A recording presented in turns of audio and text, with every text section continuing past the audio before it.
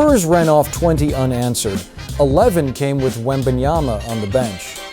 In Game 6 of the Western Conference Finals, Oklahoma City did not score for 7 minutes and 27 seconds. 0 of 13 from the field, 0 free throws, 13 total points across the third quarter. The worst quarter the Thunder have played all season. During the stretch that buried them, Victor Wembanyama was sitting next to the trainer. 11 of the Spurs' 20 unanswered came with their star on the bench. The chalkboard answer is not the rim protector, it is the second unit. Game 7 is tonight in Oklahoma City. The run is the visible event. San Antonio scored 20 consecutive points in the third quarter of Game 6, end-to-end stretch. No Oklahoma City field goals between.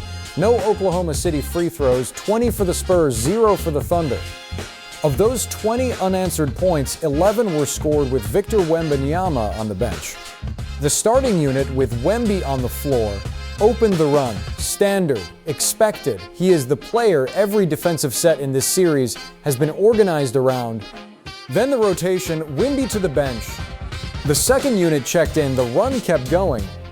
11 more points, with the 7'4" rim protector seated next to the trainer.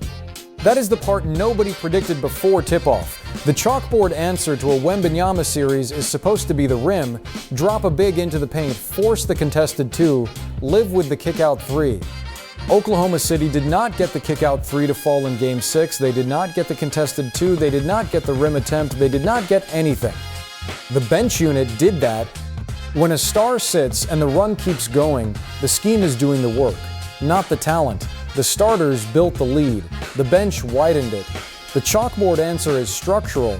The second unit has its own scheme, its own rotations, its own way of taking away the rim without needing a 7-footer at the back. We have not yet shown you how it broke. That comes next.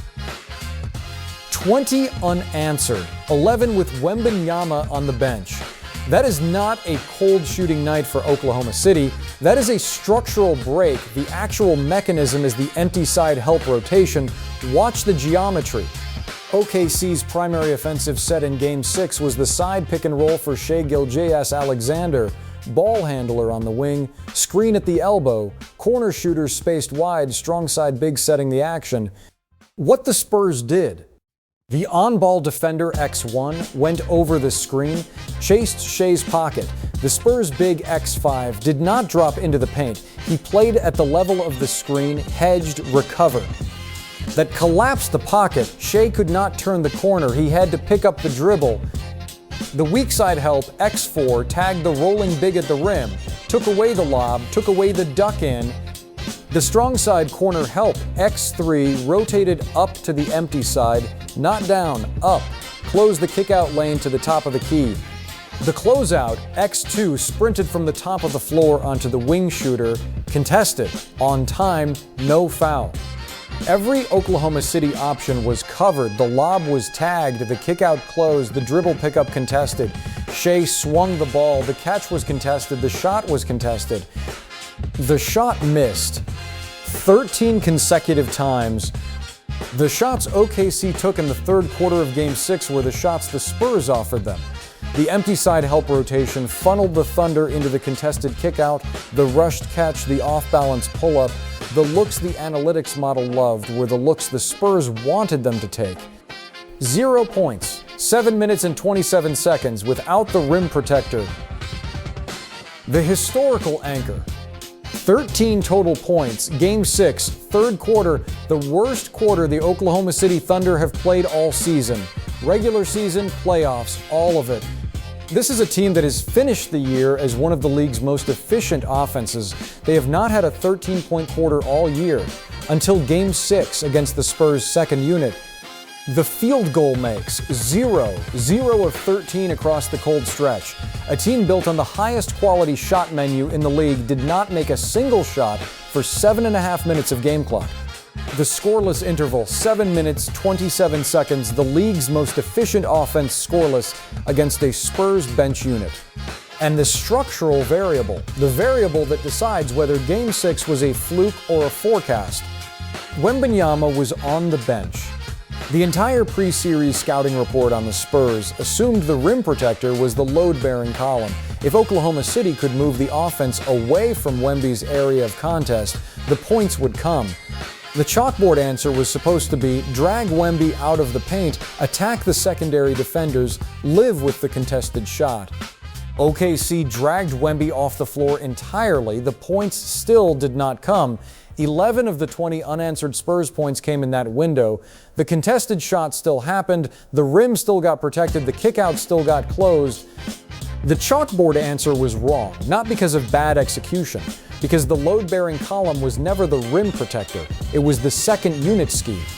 The bench unit produced a defensive output Oklahoma City has not seen all year. With the player, their entire scouting report was built around sitting on the bench. So here is what the data is forcing. The Spurs are not a one-man team that you can scheme around by scheming around one man. They are a two-unit team. The starters built the lead with Wembanyama on the floor. The bench widened it without him. The honest steel man. Oklahoma City had a bad shooting night. Every team in NBA history has missed 13 in a row at some point. Variance is real. Shea had off looks. The supporting cast pressed. The road environment in San Antonio amplified everything. Game 7 is in Oklahoma City. The shots fall there. The bench unit gets exposed by a healthier offensive flow on the home floor. The whole thing is a one-game cold spell. That argument writes itself. On its own terms, it is reasonable. It is also wrong. The 0 of 13 was not bad luck because the shots were bad. The empty side help rotation forced Oklahoma City into kickouts to the top of the key, dribble handoffs that collapsed before the screen, and contested catches on the weak side. The shots OKC took in the third quarter of Game 6 were not the shots OKC wanted to take. They were the shots the Spurs offered them. That is a defensive design problem, not a shooting variance problem. The home floor argument also evaporates against the second unit data. The bench scored 11 of the 20 unanswered. A road crowd does not affect a scheme executed by reserves whose job is rotation defense. 3 levers. Lever 1, the empty side help rotation. Cross-floor help on every side pick and roll. Forces Oklahoma City into kickouts, the closeout closes. Lever 2, the closeout discipline. Contested without fouling. 13 consecutive misses against the league's most efficient offense is the signature of correct closeout angle, not lucky shooting. Lever 3, the cross-match assignment. Backup wings on the primary creators, not the primary scorers. Dries up the entry pass before the action can even start. 3 levers, 7 minutes, 27 seconds, 0 points, and the player the entire series scouting report was built around was sitting on the bench while the chalkboard did the work. Game 7 is tonight in Oklahoma City. Same 2 teams, same 2 Spurs units. The Thunder get the home floor for 48 hours and 1 tip-off to answer the second unit problem they could not solve in Game 6. The chalkboard already knows what San Antonio is going to run. The question is whether Oklahoma City has a new menu or the same one the Spurs already scouted. Next episode of Chalk Tactics, we go to the result. Whichever way the Game 7 coin lands,